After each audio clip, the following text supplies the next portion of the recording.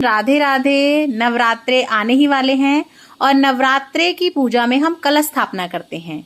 आज की इस वीडियो में हम यही देखेंगे कि आप कलश स्थापना कैसे कर सकते हैं।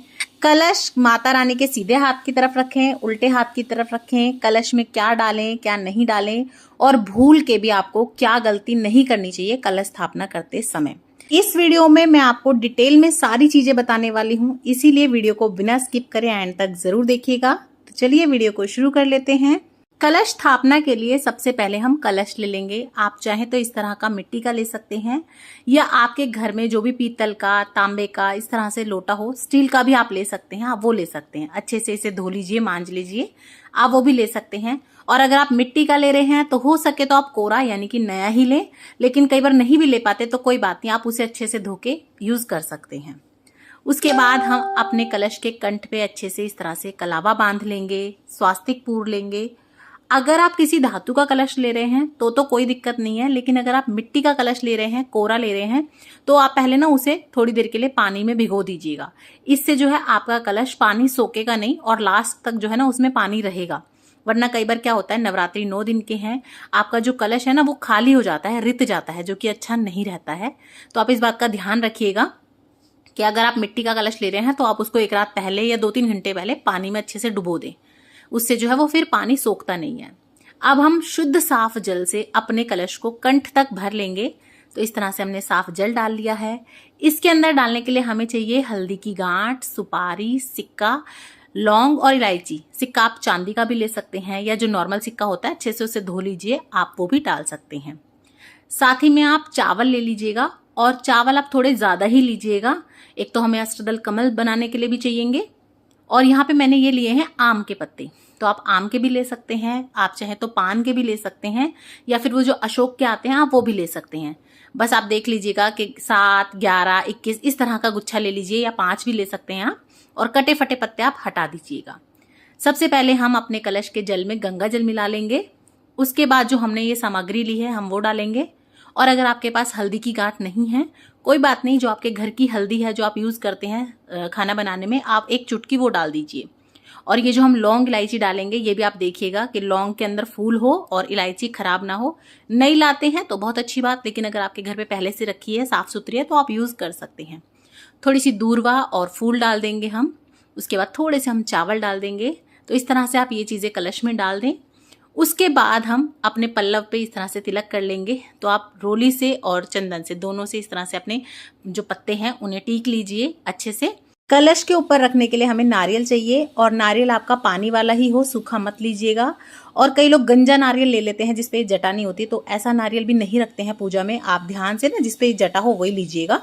जब हम कलश स्थापना करते हैं तो सबसे महत्वपूर्ण होता है कि हम नारियल कैसे रखें। कुछ लोग खड़ा करके रखते हैं, कुछ लोग ऐसे टेढ़ा कर देते हैं, कुछ लोग इस तरह से आड़ा कर देते हैं। तो आप इस तरह से नारियल नहीं रखेंगे, आप नारियल इस तरह रखेंगे कि जो नारियल का मुख है वो पूजा करने वाले की तरफ हो। मुख कहाँ होता है, तो देखिए नारियल में एक तरफ इस तरह से होते हैं, 4-5 कोने निकले होते हैं, और एक तरफ पीछे देखेंगे आप चोटी सी होती है। तो जो 4-5 कोने होते हैं ना, वही नारियल का मुख होता है। और कई बार लोग सीधा खड़ा करके नारियल रखते हैं, उससे ना आपके घर में हारी बीमारी आती है, हानि होती है, क्षति होती है। सीधा रखा जा सकता है, लेकिन उसमें भी ना आपका मुख ऊपर की तरफ होना चाहिए, और लोग गलती से नीचे की तरफ कर देते हैं। तो इससे अच्छा है आप इस तरह से रख लें। तो आप ये देखिए, मुख आपके पूजा करने वाले की तरफ हो, और जो चोटी है वो पीछे दीवार की तरफ या आपकी चौकी के पीछे की साइड हो। इस पर डिटेल में वीडियो है, मुख कहाँ है कैसे, अगर आपको अभी भी क्लियर नहीं हुआ तो आप उस वीडियो में जाके देख सकते हैं। फिर नारियल के ऊपर आप या तो कलावा बांध लें या फिर चुन्नी बांध लें, खाली नारियल नहीं रखना है।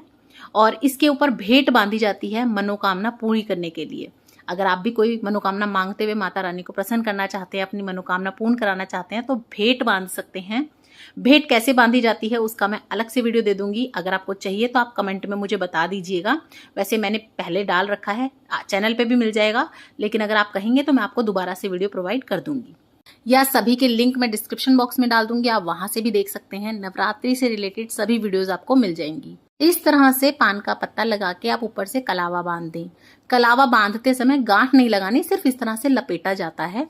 तो इस तरह से हम अपना नारियल तैयार कर लेंगे। उसके बाद ये नारियल आपको अपने कलश के ऊपर रख देना है। फूल माला से या फूल से आप इस तरह से अपने कलश को सजा दें। अब बात कर लेते हैं ये कलश आपको रखना कहाँ है। तो ये कलश आपको माता रानी के सीधे हाथ की तरफ रखना होता है और जो पूजा कर रहा है उसका उल्टा हाथ। बहुत कंफ्यूजन होती है, तो आप ध्यान रखिएगा कि माता रानी के सीधी तरफ इस कलश को रखा जाता है। और कलश को कभी भी डायरेक्ट इसी तरह से नहीं रखा जाता। इसके नीचे या तो आप थोड़े से चावल की ढेरी रख दें या इस तरह से आप अष्टदल कमल भी बना सकते हैं। तो इस तरह से हम अष्टदल कमल बना लेंगे और उसके ऊपर हमें अपना कलश रखना होता है। डायरेक्ट आप नीचे नहीं रखेंगे। आप प्लेट में चावल रख के भी रख सकते हैं या फिर जो आपने नवरात्रों में जो बोए होंगे, तोला बोलते हैं जिसे, या प्लेट में बोए होंगे, आप इसके ऊपर भी अपना कलश रख सकते हैं। या तो आप चावल के ऊपर रखेंगे या जो ये आपने जो बोए हैं इसके ऊपर रख के ये भी आप रख सकते हैं। माता रानी के सीधी तरफ रखना है। और घने हरे भरे ज्वारे आप कैसे बो सकते हैं उसका वीडियो भी चैनल पे आ चुका है, देख लीजिएगा। तो देखिए इस तरह से आप कलश स्थापना कर सकते हैं। आई होप मैंने आपके सभी डाउट क्लियर कर दिए होंगे। फिर भी अगर आपको कोई डाउट है, कोई क्वेश्चन है, तो आप कमेंट करके मुझसे पूछ सकते हैं। मैं पूरी कोशिश करूंगी समय रहते आपके सभी प्रश्नों के मैं जवाब दे सकूं। वीडियो अच्छी लगी हो तो ज्यादा से ज्यादा शेयर कीजिएगा अपने फ्रेंड्स एंड फैमिली के साथ और इसी तरह की और वीडियोस देखने के लिए चैनल पर बने रहिएगा। जय सिया राम, राधे राधे।